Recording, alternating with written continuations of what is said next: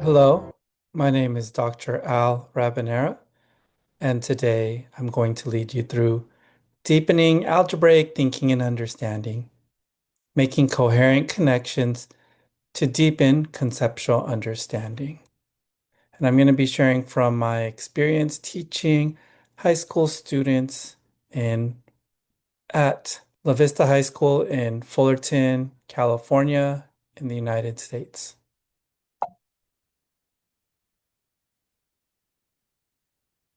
A quick introduction about myself. Dr. Al Rabanera.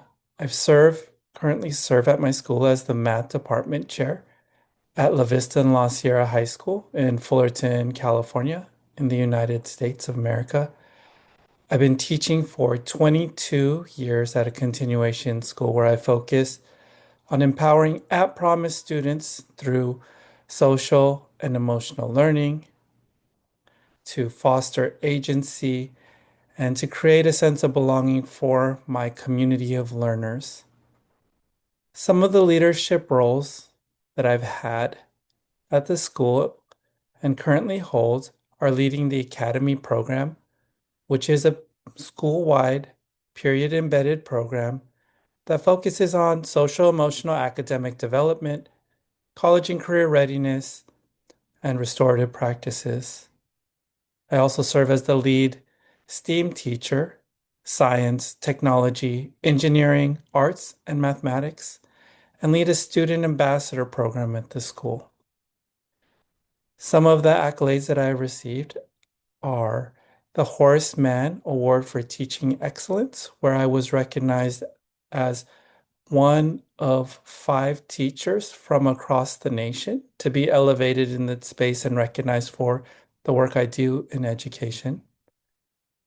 Also, the Distinguished Alumni of the Year for the university. I received my teaching credential, my master's degree, and administrative preliminary credential at the California State University of Fullerton or at Fullerton in their College of Education. And I've also led my school to a Golden Bell Award for innovative programming for the systems of support for the Academy program mentioned earlier. So those are a few things about myself, and I'm going to continue with the presentation.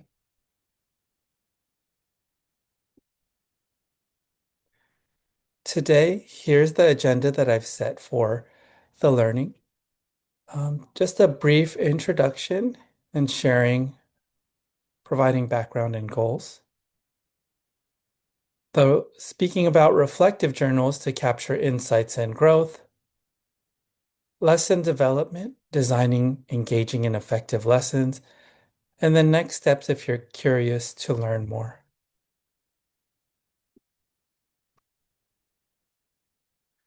So, in the age of I think it's so important to be able to use the tool to create a sense of belonging and community in the classroom where we are able to foster student agency, cultivate identity, and also build community. As a math teacher, I used reflective journals to provide space for student personal voice and self-expression. Also, to encourage metacognition, thinking about thinking, where students are able to share with me their thoughts about problem solving, their thoughts about the class, and their thoughts overall in general. I use them as a way to connect classroom learning to real world experiences because I think it's so important that the education that my students are getting and how they're learning reflect their lived experiences, strengthening identity, agency, and belonging in math, and also as a tool for both student growth and teacher insight. Here's an example of a reflective journal around identity and self-awareness.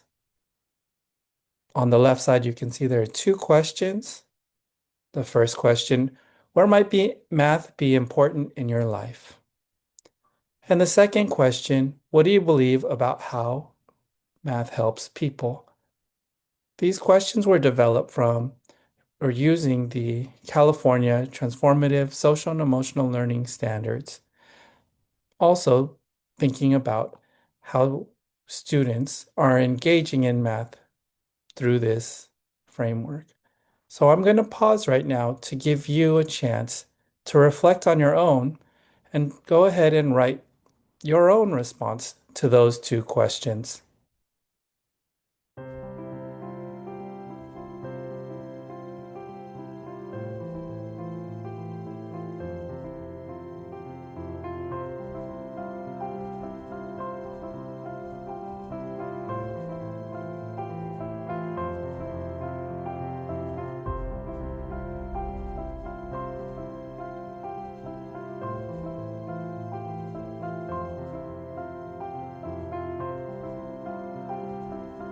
Welcome back. As you've written your response, what I want you to do is reflect on how did that make you feel?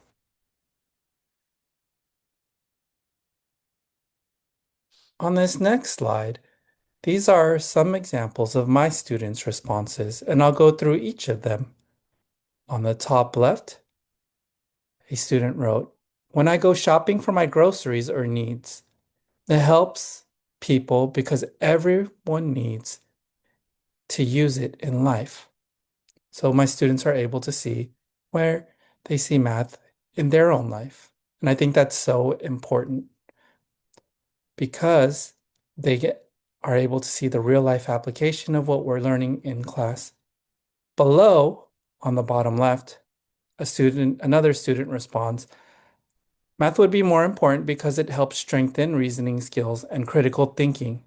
I believe math helps because it increases your problem-solving skills," which is a great reflection because what I tell my students is math is a language to help you understand the world around you.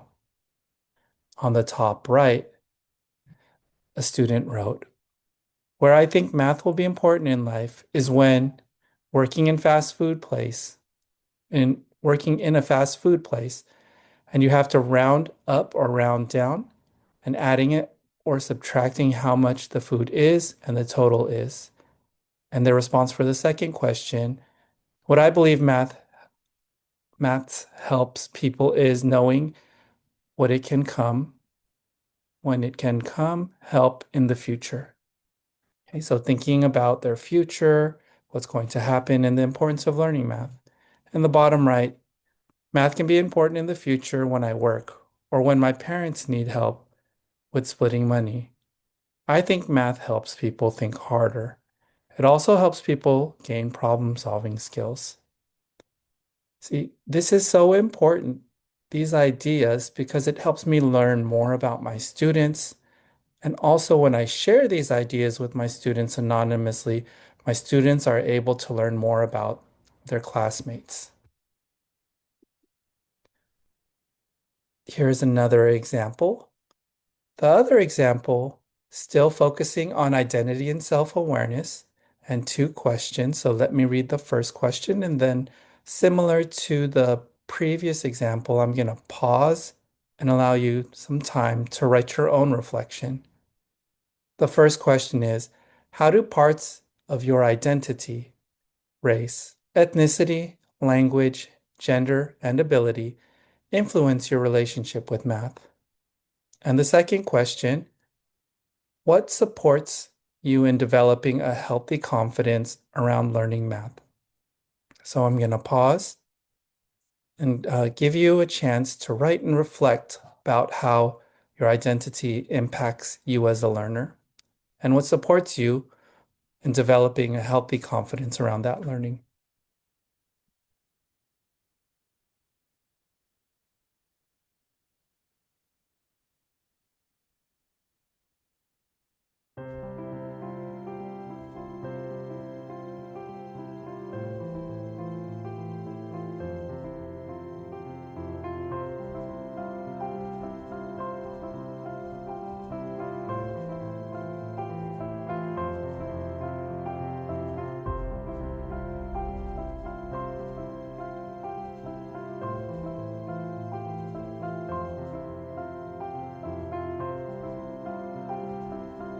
Welcome back. How did it feel? How did your identity impact how you learn? And what supports you in developing a healthy confidence in that learning? Like here we have four examples of the student responses, and I'm going to read them. In the top left, the response is a part of my identity within language that would influence me with math is being bilingual.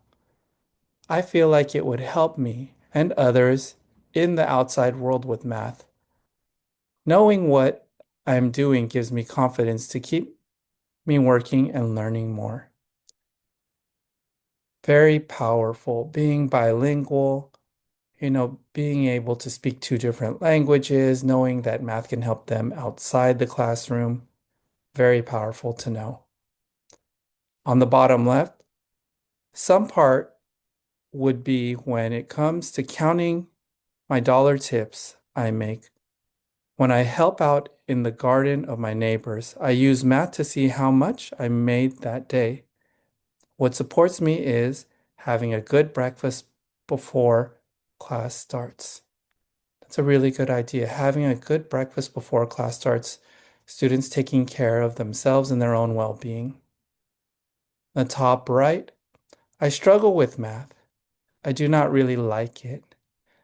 Help from my teacher can help me in learning math.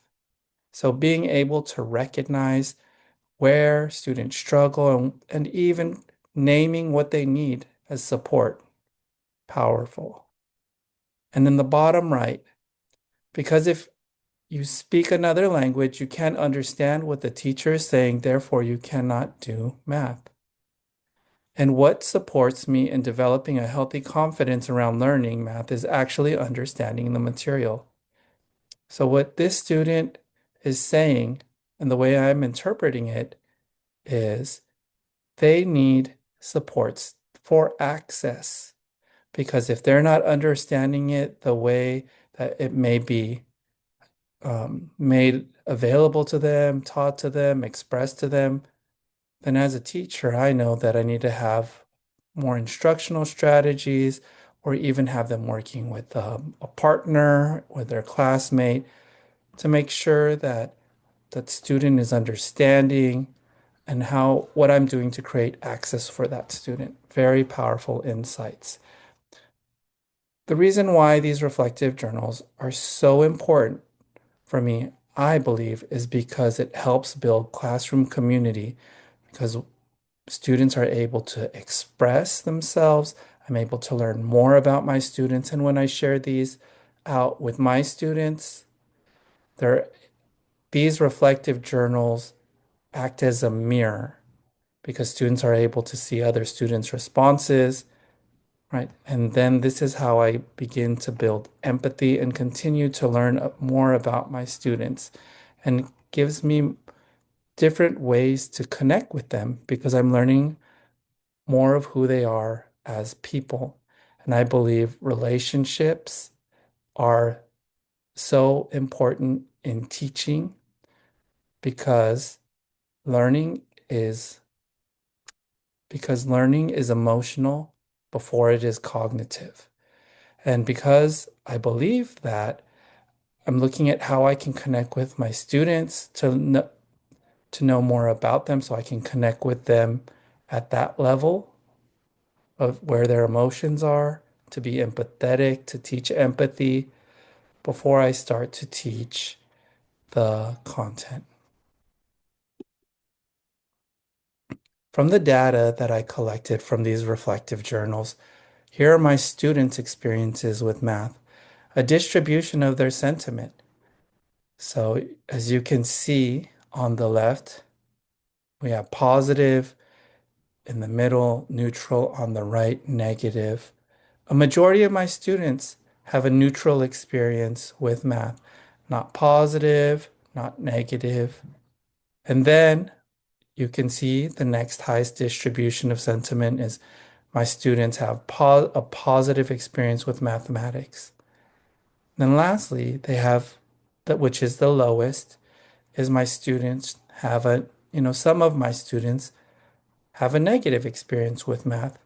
This may be before coming into my class, they had, previous experiences, maybe with the other teachers, or maybe things are happening outside of the classroom that impacts how they learn math.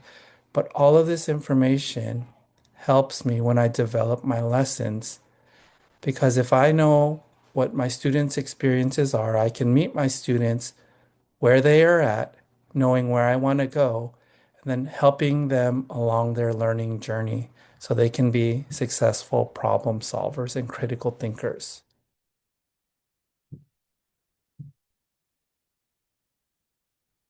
Other data that I collected from reflective journals was influences on math identity. If you take a look, the largest and most frequent response was peer influence. Notice peer influence when comparing to teacher influence. The peer influence is much greater than my own influence. So, what that tells me with my students is that I need to find ways for them to connect and have conversations with their peers because those are the people that influence my students the most and has the most impact on their identity, who they are when they learn math, right? Next, after peer influence, self-perception. So it makes sense their peers are impacting how they see themselves as learners. Then you can see struggle is a it appears that struggle and enjoyment are almost about the same, but really notice the teacher influence is the smallest. So I'm very mindful of this data that I collect and then how I develop my lessons and how I want to engage my students in learning opportunities. At this time, what I've done is provided sample data that you can use. So I'm going to go ahead and scan that QR code. And what you can do is see sample data and use AI, you know, prompt into AI different questions like what trends or themes come out of the students' responses, right? You can also ask what are students interested in or how to develop a lesson around their responses. There are a lot of different ideas, and I'm going to pause right now to allow you the opportunity to scan the QR code to view the reflective responses and give you an opportunity to use AI as a way to get ideas around how to build community and how to develop lessons. So I'm going to pause and go ahead and try.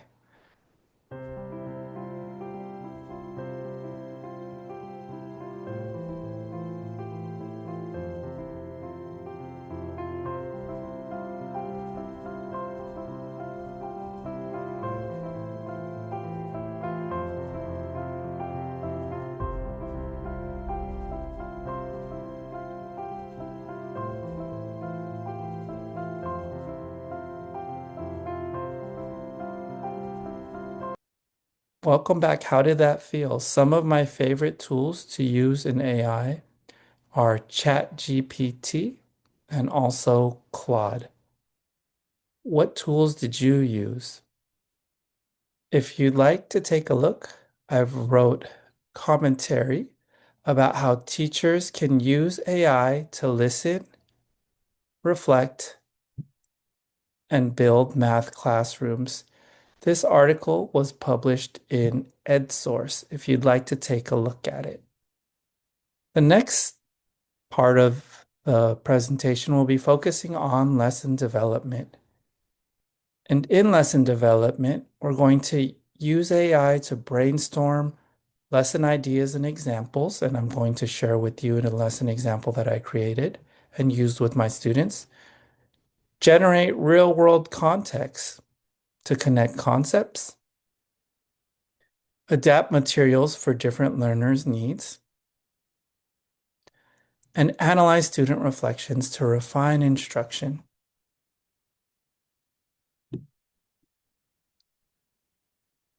So one of the lessons I used AI to for a tool for lesson development was ChatGPT because one time one of my students asked me, when am I going to use this in real life?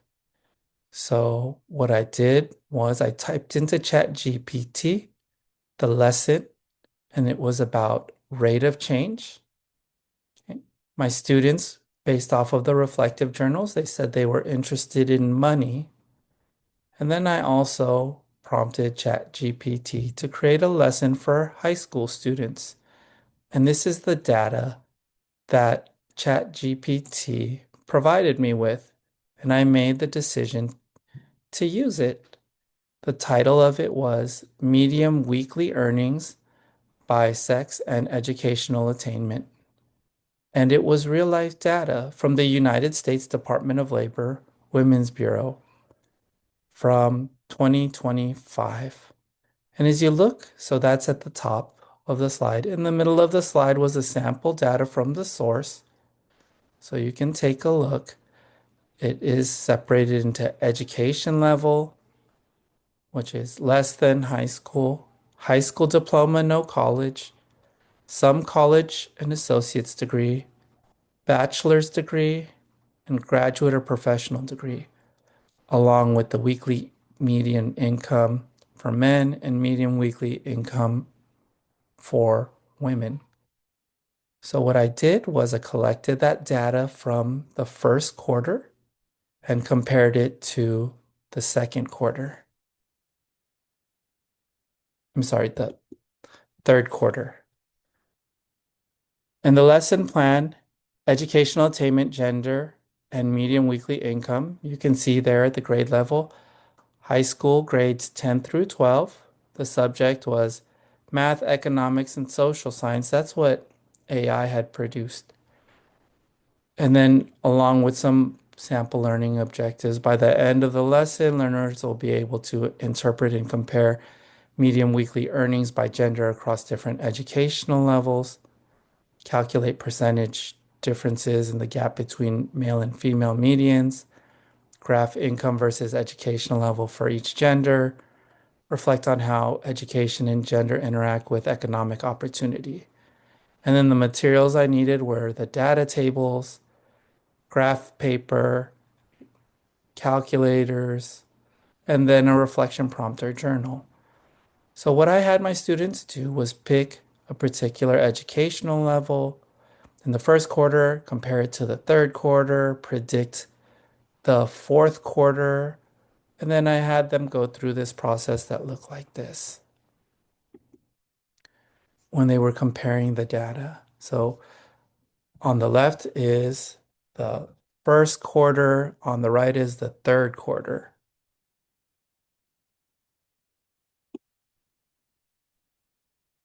Next, I had my students answer questions, and you can see some of my student work around that. The first question is what? What did you notice? Okay. And then my students had a chance to respond. And the student on the left wrote, women earn significantly less in most categories. The next question was, why do you think it's important to notice? That same student wrote, let's see, what did they write? Well, the one on the left said, now what? What questions or insights do you have about the data? And they said, why even at higher positions do women earn less? How different are these salaries across races? Black women and white women, etc. And then the last question was, so what? Why do you think it's important to notice? Okay. And they wrote, we allegedly live in a society where we are equal, so why do they earn different wages? So, not just a lesson about calculating rate of change, but also a lesson in wage equity. On the right side of the poster that's on the left, the student also wrote, while not all categories represent this trend, it's mostly true across all. And another further question that student had was, how different would wages be across other characteristics, race, age, sexuality, etc.? So getting students to think more critically is how I'm using artificial intelligence in lesson development.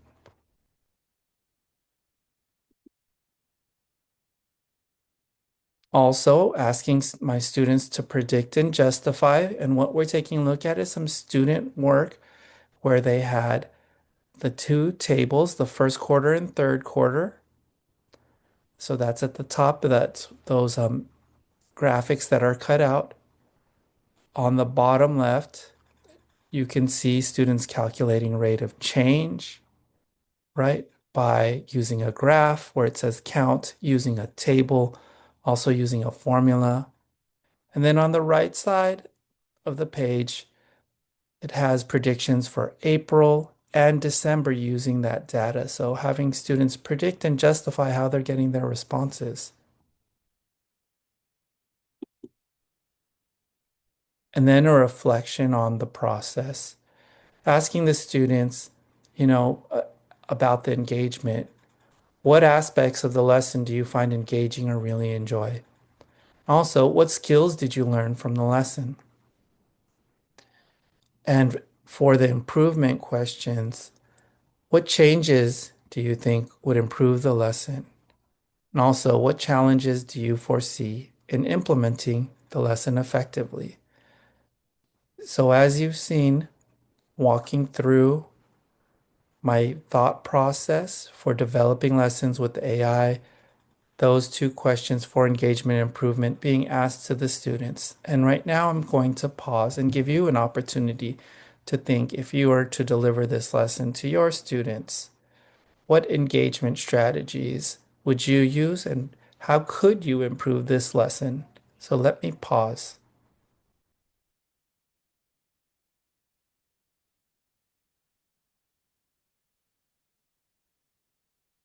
And welcome back. If you'd like to read more about the work I did, there was an opinion piece uh, published in the 74 Million, which is a national publication, entitled How AI in My Classroom Has Helped Me Create Light Bulb Moments for My Students. And this is my own view and an article that I wrote. Using artificial intelligence frees me up to design learning experiences rooted in my students' interests, passion, and goals.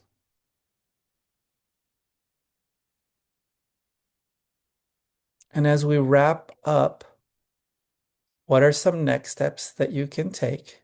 So in EdSource, the first article I shared with you, how teachers use AI to listen, reflect, and build community.